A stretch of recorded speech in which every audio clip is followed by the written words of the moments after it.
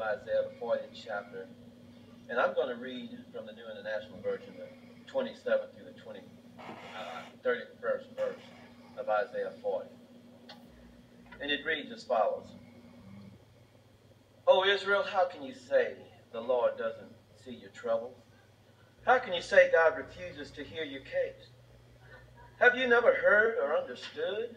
Don't you know that the Lord is the everlasting God, the creator of all the earth? He never grows faint or weary.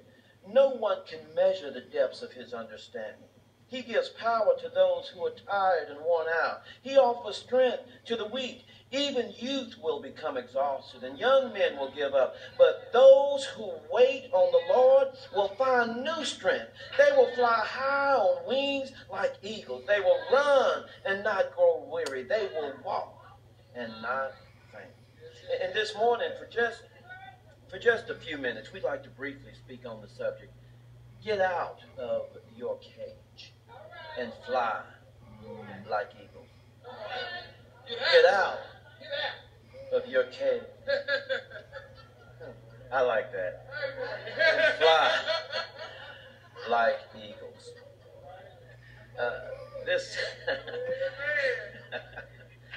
This message, as always, is intended to inspire you to closen your walk with God and to be strengthened in His might, to break free from whatever it is that holds you back, so that you can soar on wings of faith, trusting God and God alone. The New International Version says that 31st verse like this. It says, but those who hope in the Lord will renew their strength. They will soar on wings like eagles. They will run and not grow weary. They will walk and not faint. On wings like eagles. You know that?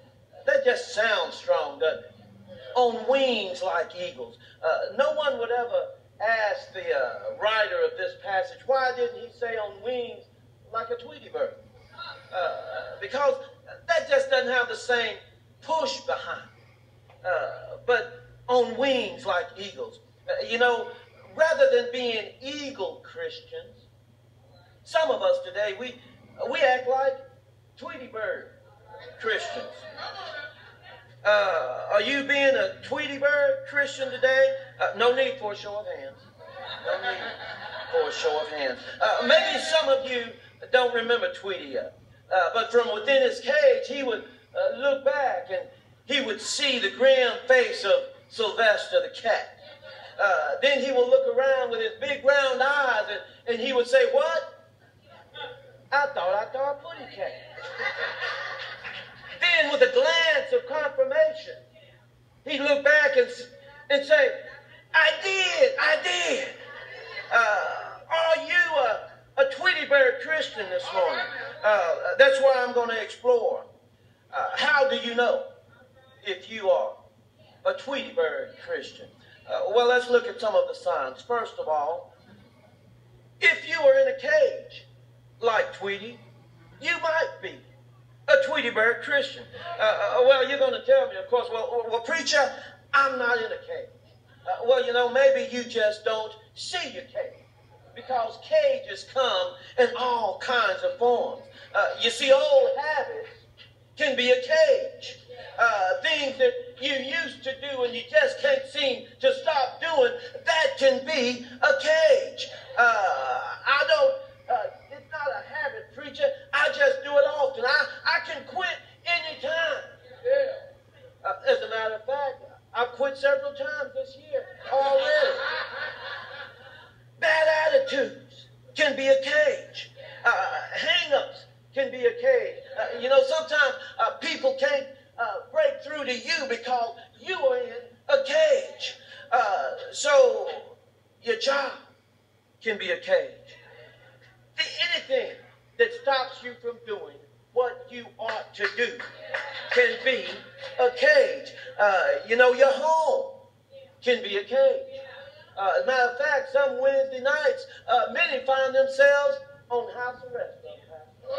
Just can't get out. But I'm here to tell you this morning, get out of your cage and fly like an eagle. Are you a Tweety bird Christian? Well, And I'm just about through, y'all. Second, as you remember Tweety, his head was bigger than his body. So like Tweety, if you got the big head, you know what I'm talking about. Can't nobody say nothing to you because you know it all. If you got the big head, you might be a Tweety Bird Christian.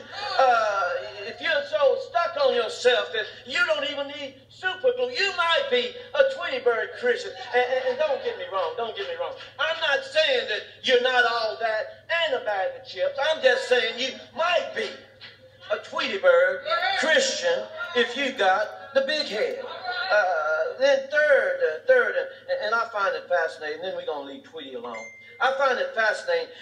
Tweety would always look the opposition right in the face. He would turn and he would look at Sylvester the cat, and then he would have to stop and wonder what he saw. I thought I saw a putty cat. In other words, he was looking at the opposition, but then had to wonder what it was that he saw. You see, if you can't recognize sin when you see it, if you don't understand what's wrong in your life, if you have to wonder whether or not it's right or wrong, you might be a Tweety Bird Christian, still wondering what's right and wondering what's wrong, knowing all along what it is that you're looking at, but you got to stop and ask yourself, I thought I saw a pretty cat. I thought it was all right. I mean, everybody else was doing it. I thought that was something I could be around and not get involved in. I thought I had gotten over that. I thought. But we have to trust in God. You might be a Tweety Bird Christian if you're trying to find safety in a sinful cage. Listen, one thing that I realized about that cage, the cage never kept Sylvester out, did it? The cat could always open the door and reach in, and all Tweety was doing was running around the cage because all the cage did was kept Tweety in. You see, your sin will keep you locked in. It's not keeping anything out of your life. It's keeping you locked in. So that's why we ought to get out of your cage and fly like an eagle. You see, a Tweety bird in a cage is no match for a cunning cat. But let me tell you this, a cunning cat is no match for an eagle. In our text this morning, the words of our text are words of encouragement to a people who were preparing to take on the enormous task of nation building. In the view of Isaiah the prophet, he saw the reason for their problem was because of Israel's apostasy. Now, that's a big word, some of you say. Apostasy is turning away from your principle, deserting what you know to be right, turning away from God. And it was because of Israel's apostasy that God allowed them to yet again be enslaved. This time it was by the Babylonian army. And the Bible study people will know what I'm talking about. They know the story. But let me set the scene for those of you that weren't in Bible study. Judah was a small kingdom. And they were surrounded by very strong nations. And there were larger and more powerful nations all around them. And one of those nations was the Babylonian nation, led by Nebuchadnezzar. And you see, Judah was sitting right smack dab in the middle of the area that Nebuchadnezzar wanted to expand his borders through. So the people of Judah, they felt vulnerable. They felt like they were in trouble. They felt like they needed help. They felt like God had left them and they didn't know which way to turn. They were afraid. And so what they did, they began asking other nations, and they began asking other gods, and they began sacrificing to the gods of the other nations to try and give them deliverance. They turned away from God and started asking other things for help. And y'all are going to get that on your way to work in the morning. They turned away from God and started putting their trust in other things. They turned away from God and started leaning on that bank account. They turned away from God and started trusting in that degree on the wall. They turned away from God and started trusting in how smart they were. They turned away from God and started trying to find out how can we save ourselves Even though God had delivered them from Egypt, even though God had spread the Red Sea and let them walk through on dry land, they turned away from God and began wondering, what is it that we can do in order to to save ourselves from what's coming through? And God gave them a very clear answer. God allowed them to be enslaved again. He showed them your way isn't going to work. You know what? Sometimes we go through things merely because we don't realize that our way isn't going to work. We've got to trust in God, lean and depend on his way, do it his way, and let God be the deliverer for us. Yeah, they were enslaved yet again by an oppressor. You see, some of you, I don't mean to I don't want to get messy, but see, some of us are enslaved yet again by the same thing that used to enslave us way back when. We were delivered from it, but we keep going back. You see, the same old habit, we keep going back because we keep trying it our way. We won't trust in God. We won't do it God's way, and God keeps allowing us to be enslaved. You see, I'm not saying that God puts it on you. I'm not saying that God is punishing you. I'm just saying that God is allowing you to have the consequences of your actions. You see, when I didn't pay my phone bill and they turned it off, God wasn't punishing me. He was allowing me to have the consequences of my action. See, so we should be praying, Lord, why did you let him turn my lights off? Lord, why did that policeman give me a ticket? No, God didn't send that officer your way. You were speeding in an area that you knew the speed limit of, and that man happened to be sitting there. He happened to look over as you zoomed by, and he said, well, look at there. That person needs a ticket. You see, so that wasn't God punishing you. God was just allowing you to be enslaved yet again by the things that you knew you shouldn't do. So in other words, they were once again enslaved because they turned away from God and tried to do things their own way. Why would they do this? I mean, this was Judah. These were people of God. Why on earth would they turn their back on God and seek other sources? I understand, and we can sympathize with these people because they were in a very real and a very serious danger. They were in trouble. They really knew that they needed something. They just didn't realize that they had what they needed. They were afraid. They needed to know where they could get help from. They knew where they could get help from, but it seems as if they forgot where they could get help from. Am I talking to anybody? Do you know where you can get help from? But sometimes we act like we forget where we can get help from. Listen, they couldn't ignore the dangers that surrounded them. And I don't think it's any different for us because, you know, there's dangers all around us. We've got events that took place in the news in the past week, and I won't say what they were because we've got children in the room. But it's so drastic, the things that are happening right now. We need some help, but we need help from the Lord. We need to make sure we're not turning on God. And I don't know what you're going through. I don't know what problems you may have. But yet and still, here's what we need to do. We need to get out of our cage and fly like an eagle. Whatever it is that's unsettling you, it's good to remember that God has plenty of experience in dealing with fearful people. God has plenty of experience in dealing with people that don't know what to do. God has plenty of experience in dealing with people who are in trouble. After all, what about Elijah? He got depressed one day. He got afraid one day. The queen was going to kill him. And then he took off running in fear of his life, and then finally at the end, he sat down and just wanted to die because he got afraid. But God delivered him. What about Elijah? What about Moses? Moses had to deal with a people who were just hard-headed. You know, sometimes you stop and wonder were they Israelites or were they some of our people? Because they were just hard-headed folks. They just wouldn't act right. And I'm sure Moses felt like just throwing up his hands and walking away from it in disgust. Yet God gave him the strength to pull through. Even Jesus' disciples, when they were out on the lake and the wind was blowing and the water was splashing, even though Jesus was in the boat, sleeping quietly and resting, they said, we're going to perish. And they even woke Jesus up and asked him, don't you even care that we're about to die? You know what? Some of us, we keep Jesus in the back room.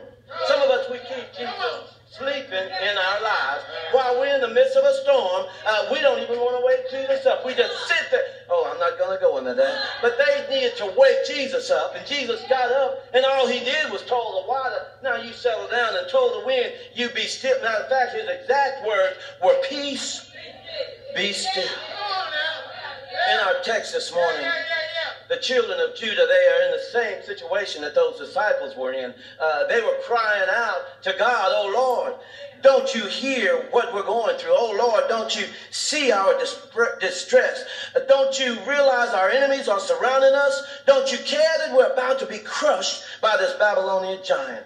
The answer that the prophet gave is worth reading again. He said, "O Israel, how can you say that the Lord doesn't see your troubles?" He said, how can you say that God refuses to hear your case? Have you never heard or understood?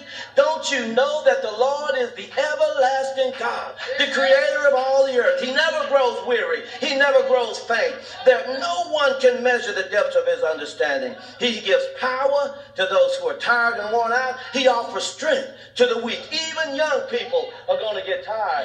Even young people will get exhausted. The young men are going to give up, but those that wait on the Lord, you see, we get impatient sometimes. Those that wait on the Lord, you see, we just can't wait on God sometimes. We got to try our own way. But those that wait on the Lord, they will run and not get tired. They will fly on wings like eagles. I'm telling you this morning, get out of your cage and fly like an eagle. Let me go on with the story. We all realize that the children of Israel were finally freed when Cyrus came through. He was the Persian governor, and he conquered the Babylonians, and he allowed the children of Israel, which now they're the children of exile, to go back to their homeland, go back and rebuild their nation. And as the prophet had interpreted Israel's defeat, the perspective of God's providence, he also recognized the hand of the Lord in their liberation. In other words, the same way God had made a way and allowed them to be taken captive, now the Lord allowed them to be set free. So the prophet's given a new message for their new circumstances. Instead of scolding the people for their sins, he now became a messenger of comfort and encouragement. If you notice in chapter 40, verse 1 and 2, he said, comfort ye my people. Speak comfortably to Jerusalem and cry unto her that her warfare is over. This morning, God has a message for us. The battle is over. God has a message to you. I don't know what you've been going through, but God's letting you know this morning that what you're going through, your trouble, that little storm, that little fight that was going on, it's over.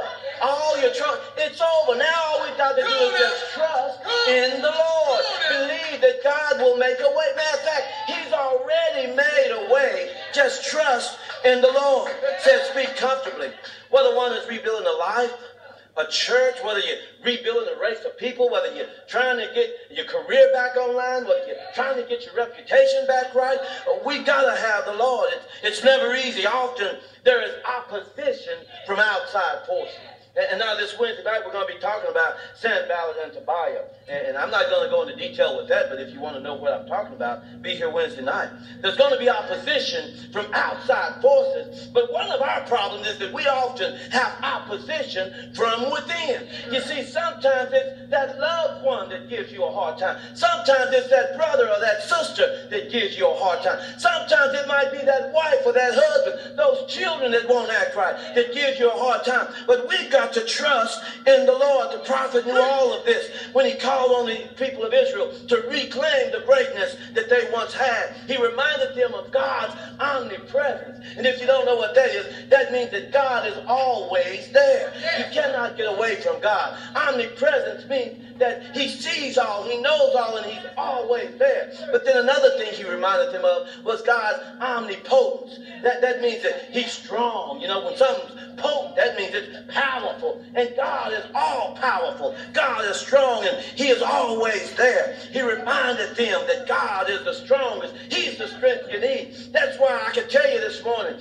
get out of your cage and fly like an eagle. You see, the eagle is a familiar character in the scripture. the eagle with his presence and reputation as the king of birds, his dwelling places in high and lofty places. You see, our problem is we like to get down low where it's dark and dirty and we think God can't see us there. But God wants us to be lifted up high and lifted up to soar like eagles.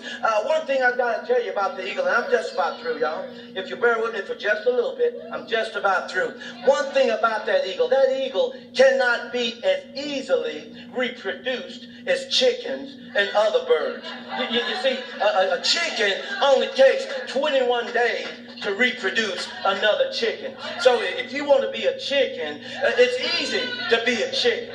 So don't worry, don't think you've accomplished anything if you are a chicken, because it's easy to be a chicken. It's quick to be a chicken. But one thing about an eagle has an incubation period of 49 days. And with some species, the young will stay in the nest as long as 130 days before it even tries to fly. And then both parents has to feed it. You see, the eagle takes a while to be developed. If you want to be an eagle Christian, it's going to take you some time, but hang in there. If you want to be a chicken Christian, yeah, that's easy. If you want to be a Tweety bird Christian, oh yeah, that's easy. But God wants some eagle Christians. Another thing about the eagle before I take my seat, the eagle is a solitary bird. You see, you don't see eagles flying in flocks.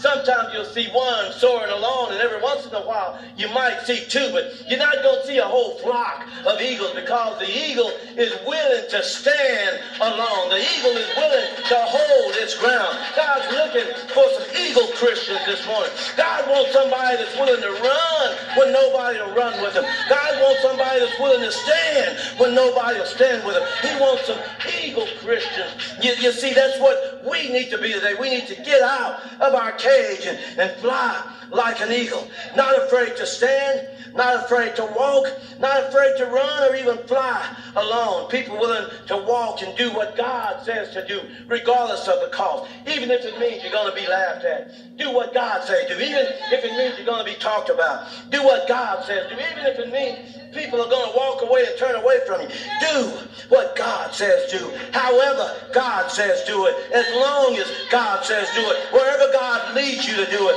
and however he directs you to do it. He needs people that are willing to get out of their cage and fly like an eagle. You know what? One of the most epic movies of all times was in 1959, Ben-Hur.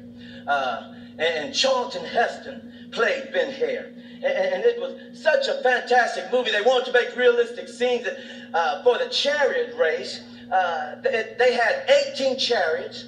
It took 15,000 extras and several weeks of preparation. And Charlton Heston actually had to learn how to drive a chariot. And after all this rehearsing, after all these people and all this time, Charlton Heston, when it came time to shoot the scene, he confided in the stunt manager there.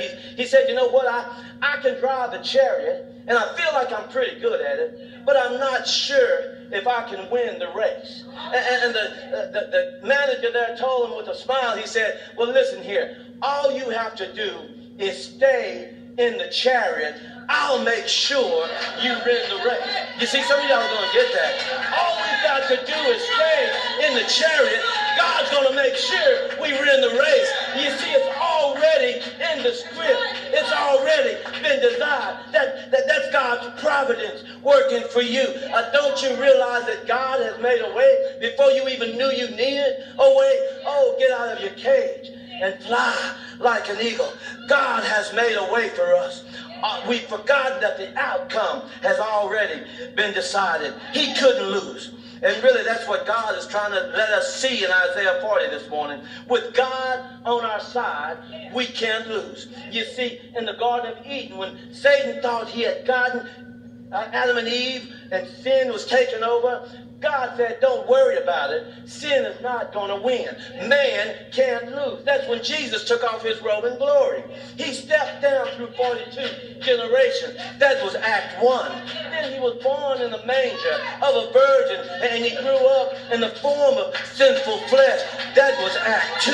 But then when they crucified him and he hung, bled, and died on Calvary, he got up early on that third day morning with all power in his hand.